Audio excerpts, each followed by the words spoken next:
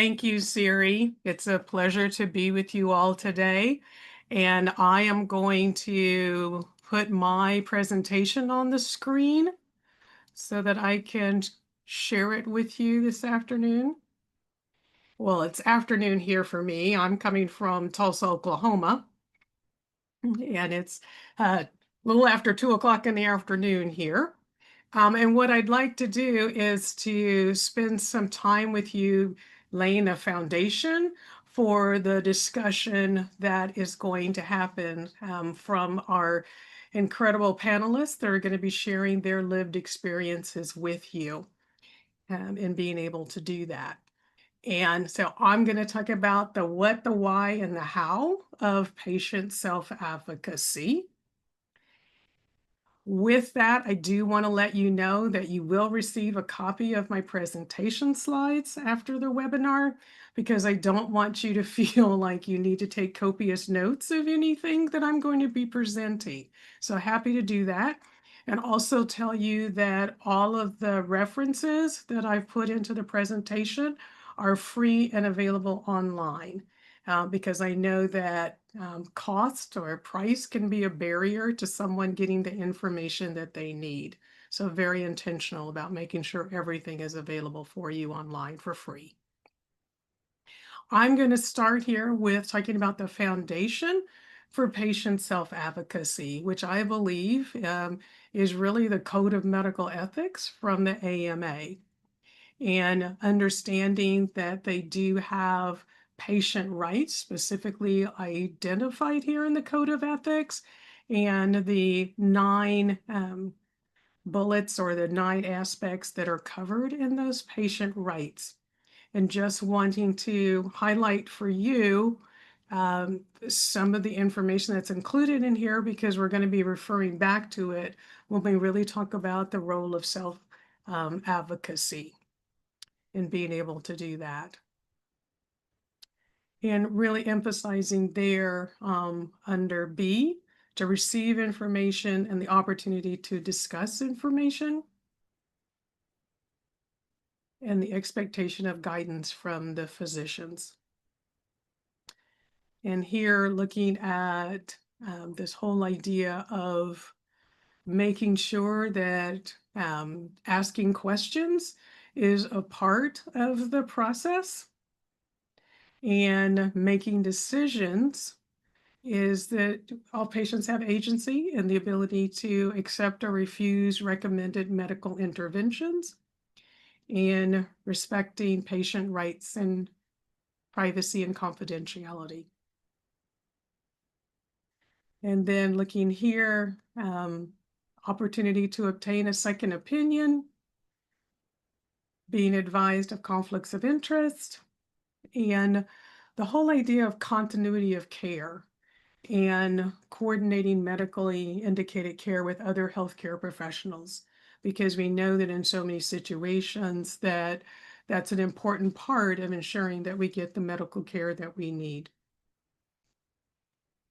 And I pulled out an example that's relevant to me personally, and that pulling out the information that's on the website and that I've been provided with by my own medical facility here in Tulsa. And just wanting to emphasize this patient responsibilities that's also included there, and looking at it from the perspective of the responsibility that I have as a patient of this clinic to provide information to my healthcare professionals, and the responsibility that I have to ask questions, and the responsibility I have to make sure that I'm being respectful and thoughtful in all of my interactions. And then looking again, wanting to look at a definition of patient self-advocacy. And I really like this definition because it emphasizes that we have that responsibility to represent our own interest, obtaining relevant information, communication, and being able to do all of that so that we are in a position to communicate and interact effectively with our healthcare providers. And really this whole idea of emphasizing active participation and focusing on your needs, your experiences, and really looking at a patient-centered model. It's patient-centered is so important in this context.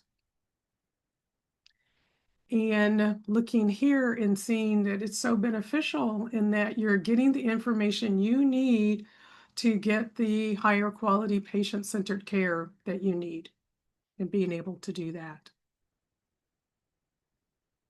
And of course, being the evidence-based person that I am, really looking at ways in which it does improve patient health outcomes, the whole opportunity we have to practice self-advocacy.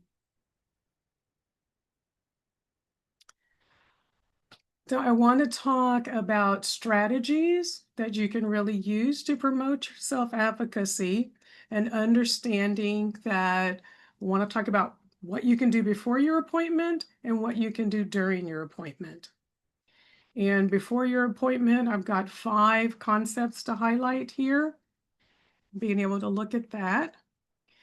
First one is here looking at just the whole idea of what you can do when you're scheduling your appointment in the first place, and how much information you can share at that time to put the medical provider in the best position to be able to accommodate you when you get there, including whether or not you need any type of accommodations during your visit.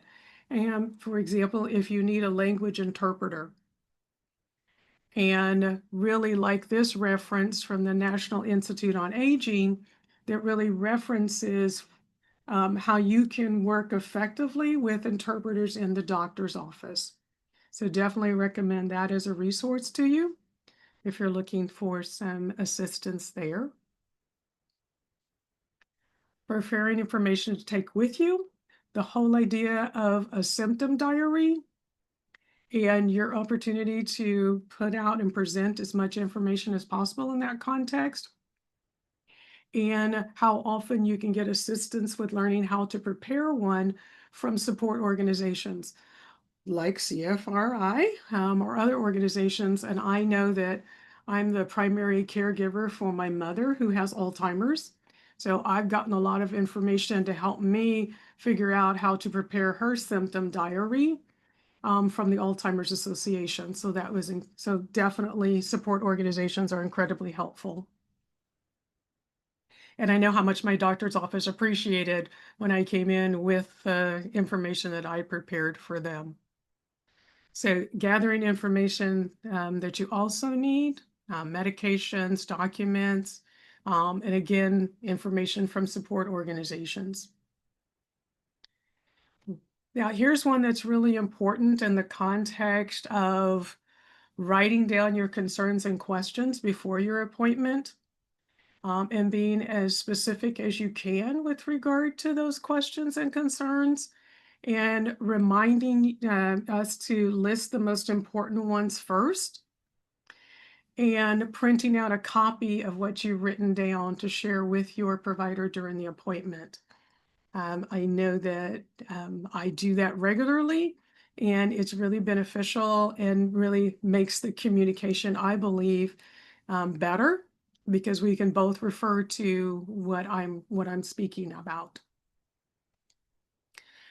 This whole idea of encouraging patient questions, I just want to play this short video because I think it's really helpful in being able to communicate the importance of asking questions.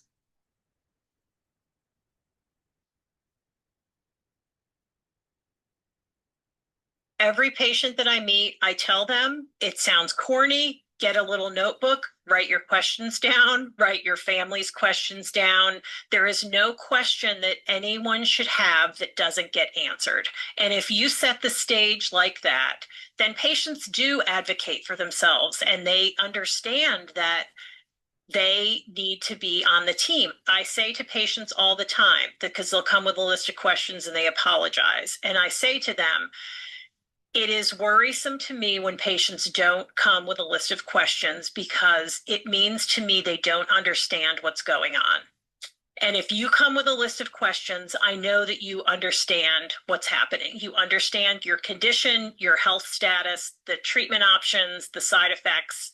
So I really encourage patients to come with questions. Okay.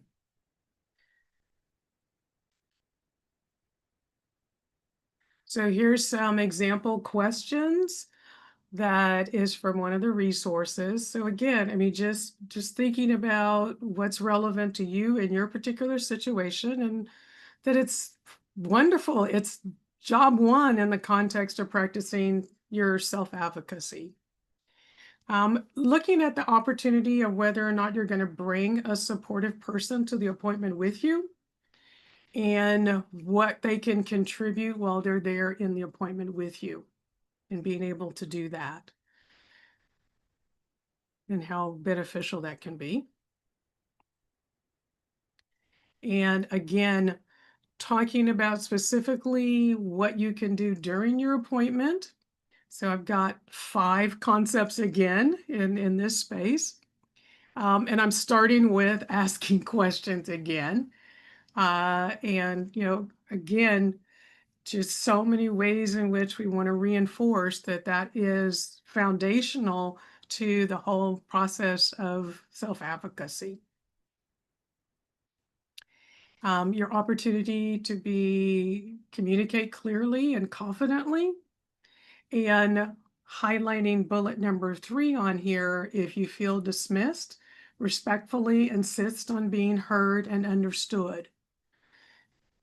Don't feel like you're not in a position to have that happen as part of what you have the right and responsibility to have.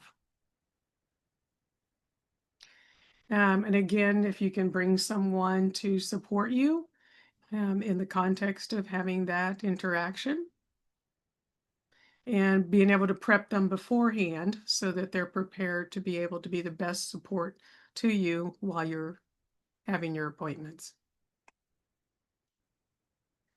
And taking notes and confirming your understanding of the information that's being provided.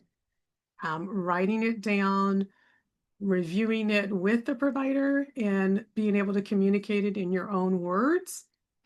If you're not clear, then what can you say? Can it be explained to you in a different way? Can you have it explained to the person that's with you, so that make sure that everybody has the understanding of what's happening that they need?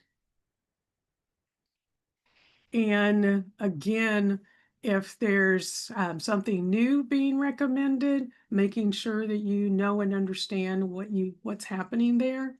And medications turn out to be it can be a big issue.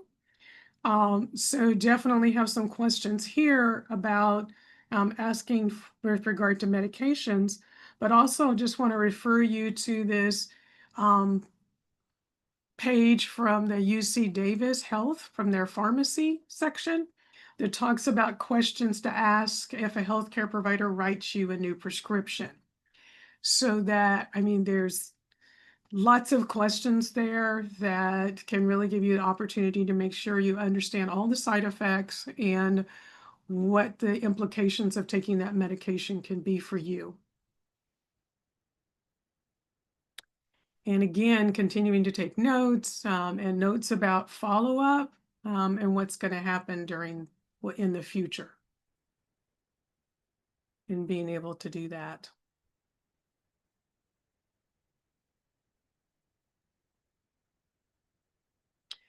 And I do want to end with this whole idea of the information that shows us patients who practice effective self-advocacy report that they can have much more informed decision making, and they feel that they can have effective communication with their healthcare providers.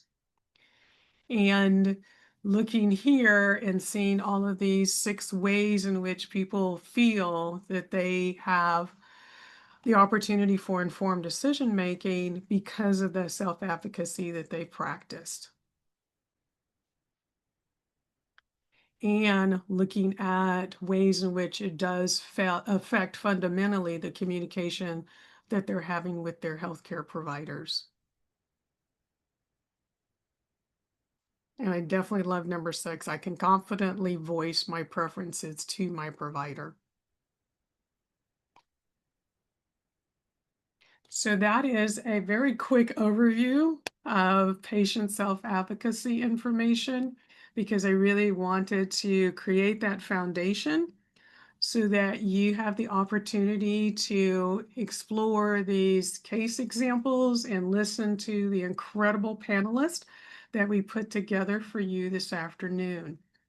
And I'm going to take a moment and see if there's anything that I need to respond to before I communicate and let Samantha be the first person to share with us this afternoon. I just want to make sure before I go on.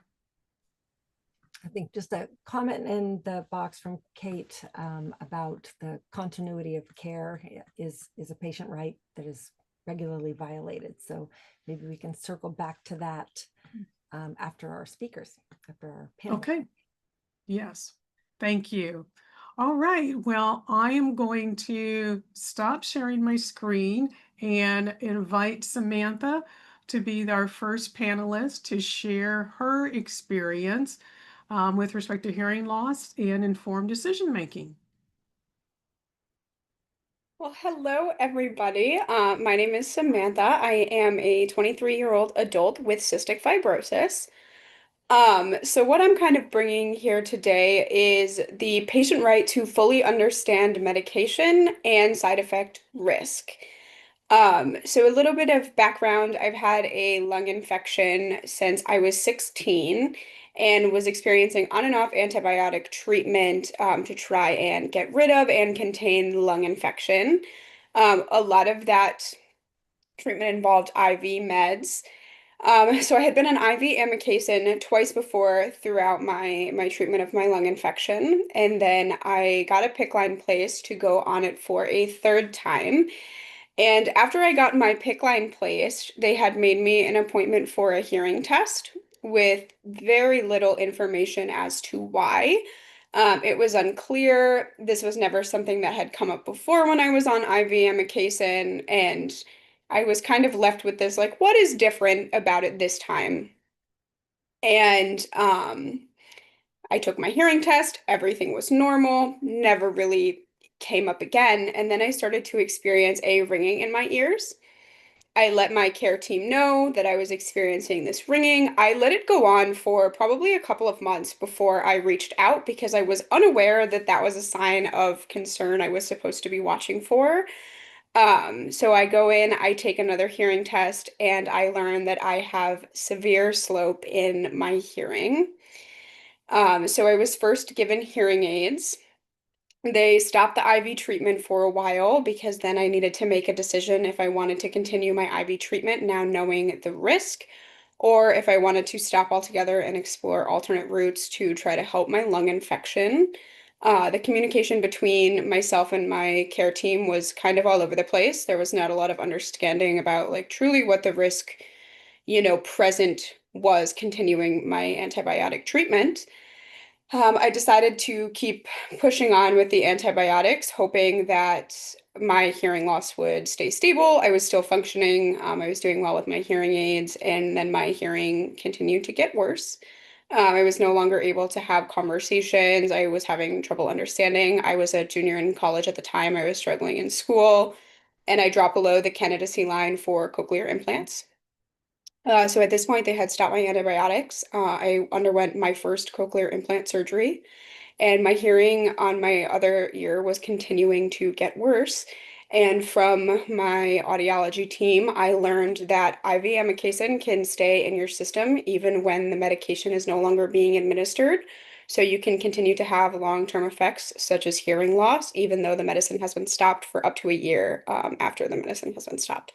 So I was continually losing my hearing with this antibiotic in my body, even though I was no longer getting any therapeutic benefit. And then I kind of had to be the middleman in between my audiology team and my pulmonology team, making sure that everybody was talking and the risk was then truly understood. because when I started, I was, asking the questions. I consider myself to be a pretty strong self-advocate. I'm not afraid to say no. I'm not afraid to tell them what I think. I'm not afraid to insert myself in my care. And this was really, really shocking for me and my whole family. I remember my mom being equally as confused when we were sitting in that audiology office for the first time. I had just come out of, being on some meds, getting my PICC line placed, and my mom and I were sitting there like, this is ridiculous. Like, why am I sitting here doing this? To then learn that that would be kind of the last time that I had any sort of normal hearing. So not really receiving that information and then needing to be the middle space between two care teams that typically don't work well together. And then through some advocacy work, I've learned that this is a pretty common experience within the community related to hearing loss, that it's not really talked about in the CF community as a common side effect of a lot of the antibiotics that they give us for our lungs. So my key point that I really want to leave you all with today is really, the patient's right to understand what the risks are and the true gamble that they are taking with antibiotic related treatment, and what their role is in making sure that they understand, what the risks are and how to make these informed decisions.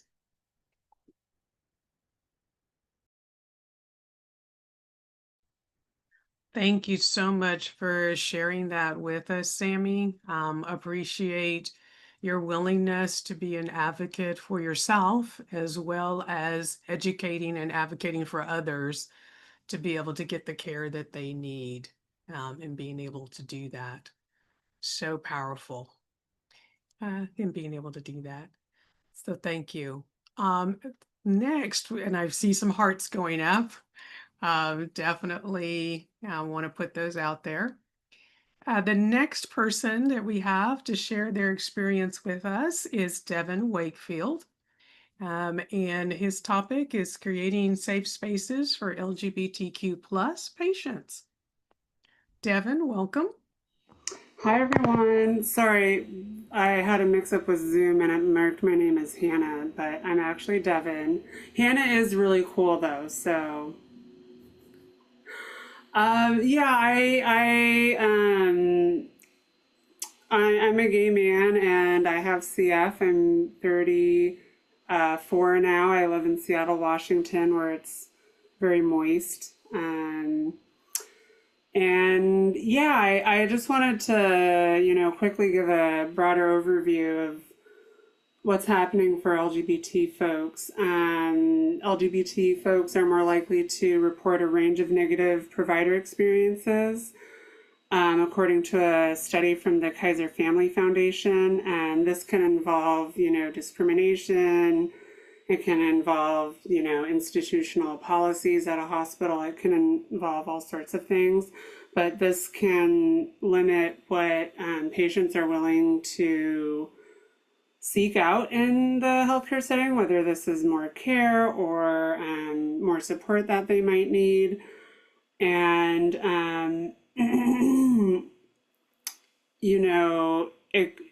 it could also involve having a provider not believing in them when they discuss symptoms and such like that, or even blaming them for their health problems. And it can also include stigma from whether that's having HIV or something like that. I knew this one guy with CF who was gay and had contracted HIV, and when his lung health declined, it was incredibly difficult for him to seek a transplant. He had to go to all these different centers and there is extreme hesitancy. So my heart went out to him. He had a really hard time with that. So yeah, I feel very strongly that LGBT folks really need a more compassionate and respectful health experience. And then I also wanted to say, this current administration is making things a lot harder, especially for transgender folks seeking gender affirming care. And in Seattle, there's a lot of news reports, you know, hospitals are like, oh, we need to keep our federal funding, so we have to stop treating these people, or, you know, stop doing this sort of gender affirming care. And it's frightening because for trans health, you know, not getting the right care increases the risk of suicide or other poor health outcomes. And you know, when you compare gender affirming care for trans folks to other things, people will say, oh, there's this small subset of population that regrets it. And but if you compare like that to other like knee replacements, there's a much higher regret ratio for knee replacements, which is like, I don't know, like I know many people have gotten knee surgeries and knee replacements. So I just wanted to give a shout out to the trans folks out there dealing with all this BS, because they deserve a lot better. So yeah, thank you for listening. Well, thank you, Devin, for sharing that perspective and expanding our understanding of challenges being faced by people from the LGBTQ plus community. Very important for us in being able to have that expanded understanding. The next person that we have to share with us is Catalina Calderon. Yeah, Yes. I'm doing my best. Yes, thank you. And she's going to share with us her experience with navigating healthcare as a non-native English speaker. So thank you. Yeah. First of all, hi everyone. Yeah, my name is Catalina. I'm originally from Chile. I have cystic fibrosis, which caused me a lot of pulmonary problems. I like to say I'm a good mix between of young and experienced, because I'm 39 years old now. But then when I got my diagnosis back in the late 80s and early 90s, it was not easy at all. I moved to the US a few years ago for a good reasons, but like many immigrants, I had to start from scratch. Yes, but just with my not just with my personal life, but also with my health care. To make things even more challenging for me, I arrived at the very beginning of the pandemic. And at that time, I got pregnant with my first child. Even though I had been a dentist in Chile for many years, here I suddenly became the patient. Okay, so I had to navigate a completely new system in a language that it wasn't my first, of course. So here I want to share 3 real experiences that taught me a lot about advocating myself. First is not speaking English fluently in the very beginning has big challenge. I remember when I go to a doctor's appointment, I realized I couldn't explain myself, my symptoms, the way that I need to.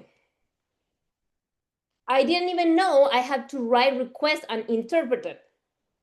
No one offered me one, and I didn't ask because I didn't want to make things complicated. Looking back now, I know that interpretation services are not a privilege. Second, when I became pregnant, I have special health concern related to CF. At that time, I didn't insist on being referred to the specialist, partly because I thought the doctor knew enough about my condition, and partly because I didn't speak the language well. During my pregnancy, my provider, who was not a CF specialist, and other doctor treat an infection in my lung, but they never referred me to a CF center. Only 3 years later, now, I finally insist on getting that referral. And the third point is that same provider who was not CF specialist also lost entire my medical history, who my mom and I carefully kept this big binder with all my medical records from the time when I was 5 years old until now. It was this folder had everything. It meant everything to me. They had every test, every X-ray, every important detail in my story, in my health story. Basically, this binder like my medical story, and it was gone. Of course, it was devastating. Those records are irreplaceable, and I had to start collecting the information over again. However, it was impossible. Remember, the internet connection in the late 80s, 90s was a privilege. But this experience taught me the importance of keep my own copies in both digital and paper, and so no one else can take or erase your medical past. From this experience, I've learned 3 important things that I want to share today. One is providers should always offer language interpretation service, even if you decide don't use them. Second, providers must refer to specialists when they're outside their scope. This is a responsibility, not an option. And 3, the sooner you connect with patient, CFRI, or other groups related to right and your illness, they better prepare, you will find solution and better care. For me, advocating myself has been about find my voice, even in a second language. And I remember that every patient, no matter what they from come, deserve to be heard and understood. And when the bad thing happens, we can use this to learn and help others, like I'm doing right now. Yes, this is it. Thank you. Oh, thank you, Catalina. I am just clapping and so overjoyed by what you just shared. I know it's come through a tough experience, but by sharing what you've encountered and your recommendations, you're helping people in the future. And that is just so important and such an important part of why we're here today and what we're trying to accomplish. Because we don't want anyone to have the kind of experience that you had and those challenges and struggles and trying to get the health care that you should receive, that you're entitled to have. So a big thank you to you for sharing your experience with us today.